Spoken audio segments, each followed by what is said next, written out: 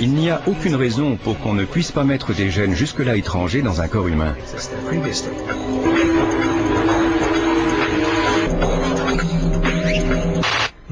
Et il y a un moyen beaucoup plus facile que d'intervenir directement sur l'embryon. En fait, il suffit de créer, en laboratoire, la cassette des gènes que vous voulez. Avant même de faire venir un embryon dans votre laboratoire, vous rassemblez tous les gènes que vous souhaitez donner à votre futur enfant. Vous vous assurez qu'ils fonctionnent bien et vous les mettez sur un chromosome tout neuf. Vous vérifiez que ce chromosome est parfait et là seulement vous l'injectez dans l'embryon. C'est la manière la plus efficace de modifier en une seule fois un très grand nombre de caractéristiques génétiques.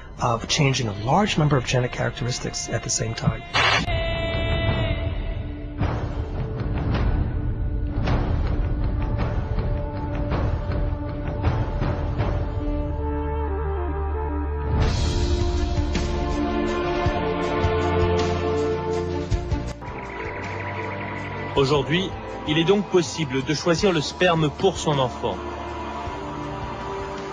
Mais ce n'est pas tout. Il est aussi possible de choisir son embryon. On appelle cela le DPI, le diagnostic préimplantatoire. Prenons l'exemple d'un couple. Tous les deux sont porteurs d'un gène d'une maladie. Ils ont une chance sur 4 d'avoir un enfant atteint. Pour éviter cela, ils vont créer plusieurs embryons hors de l'utérus de la mère. Les différents embryons sont testés pour voir s'ils ont ou non la maladie familiale. Et seuls ceux qui sont sains seront implantés dans le ventre de la mère.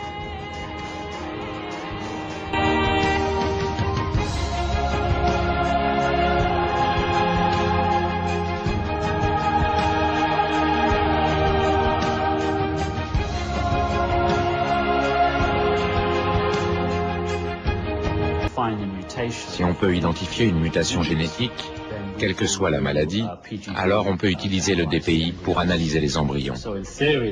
Donc en théorie, il n'y a pas de limite à ce qu'on peut faire avec cette technologie. Il suffit de trouver la mutation qui nous intéresse.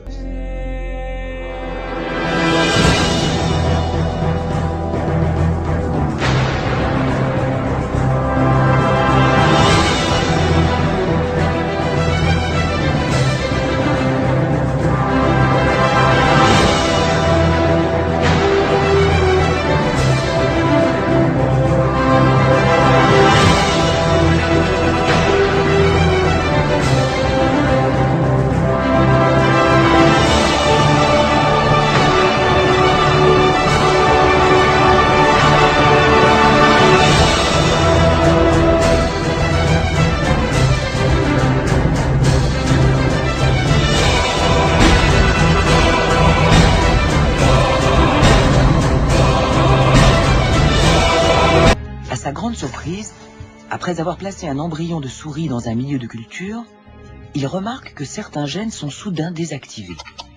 Nous pensions que lorsque le génome modifié était transmis aux descendants, les modifications épigénétiques étaient remises à zéro.